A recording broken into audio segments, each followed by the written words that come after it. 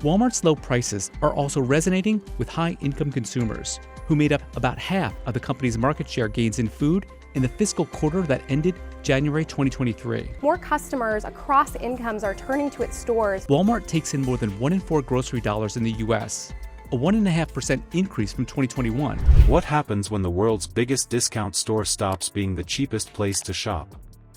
Imagine walking into Walmart, picking up a gallon of milk, and realizing it's nearly $5, almost double last year's price.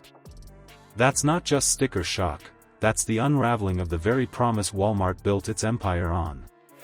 And it's the moment millions of shoppers decided to walk away. But the rising price tags are just the beginning, because what's broken now isn't just affordability, it's trust. So why is Walmart losing its loyal base, and where are those shoppers going? Let's dig in.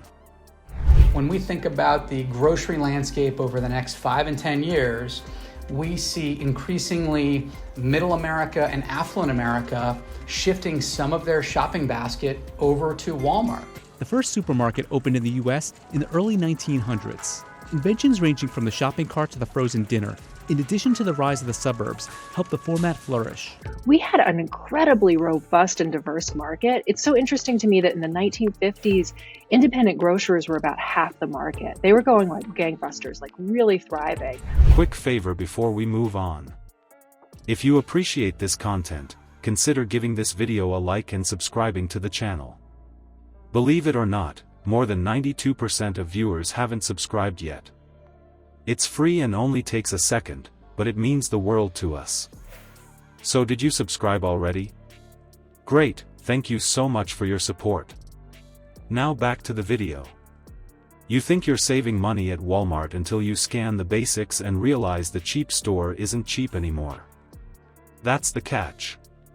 For decades, Walmart's whole playbook rested on one phrase: everyday low prices.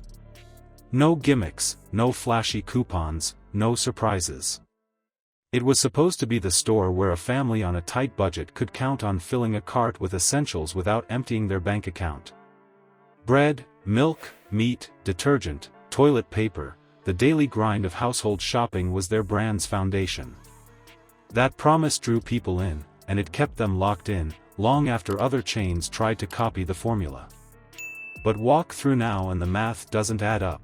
Walmart's scale has always been a huge advantage in terms of its ability to negotiate with suppliers and get really the best terms of any retailer in the industry. But how did Walmart's grocery segment get so big so fast?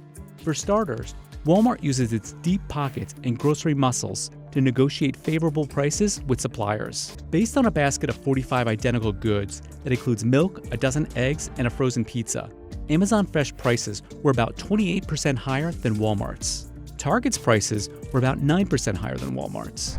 The staples that used to feel safe are now becoming the most expensive part of the trip. A gallon of milk can brush against $5. A pack of ground beef that once seemed like dinner for the week now snaps the budget after only one meal. These aren't just slight adjustments. To someone watching every dollar, they feel like cliffs. That sticker shock hits fast, and it pulls the rug from the exact credibility Walmart used to claim. So customers started looking sideways down the aisle. What's Aldi charging? How about Dollar General? And now suddenly the glow of rollback signs doesn't mean much when your phone screen tells you the store across the street is cheaper. That habit, scanning barcodes, checking apps, price matching in real time, used to be optional. Now it's automatic. The truth is, once shoppers feel the need to verify, loyalty is already fractured. Trust doesn't survive a calculator test. Even the house brand, Great Value, isn't wearing its old badge of honor anymore. It was supposed to be the soft landing. If brand name goods were out of reach, at least you knew the in-store version was the budget choice. Today, that discount line is creeping toward the same shelf price you'd pay for national brands. In other words, you're not even trading labels for savings. You're just paying nearly full fare for a different logo. That loses its appeal fast. People who once swore by Walmart runs now complain of bags that look light but cost heavy. You may have seen the numbers yourself: fewer items, higher totals. Doesn't take a detective to conclude something doesn't smell right. And speaking of smell, here's the kicker: sometimes the cheap food isn't actually cheap at all once you calculate waste. Fruits and vegetables that brown 2 days after purchase, meat that hits its limit before the sell-by date, bread that molds before the week is out.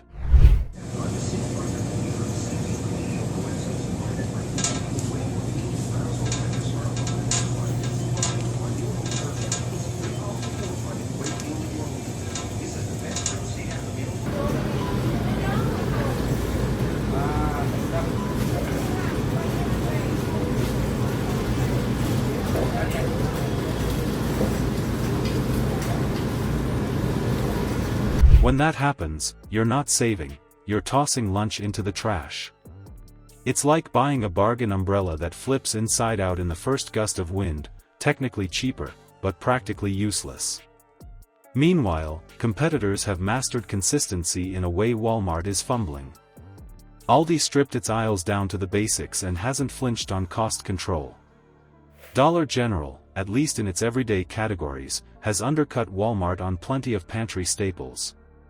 Costco locks in bulk deals so families walk away knowing they've invested in durability, not just impulse. These aren't background players anymore. They're changing where people shop week after week. And unlike Walmart, they haven't leaned so hard on a reputation for being the cheapest that they forgot to preserve it. The bigger story is this: the everyday low price slogan doesn't describe the experience anymore.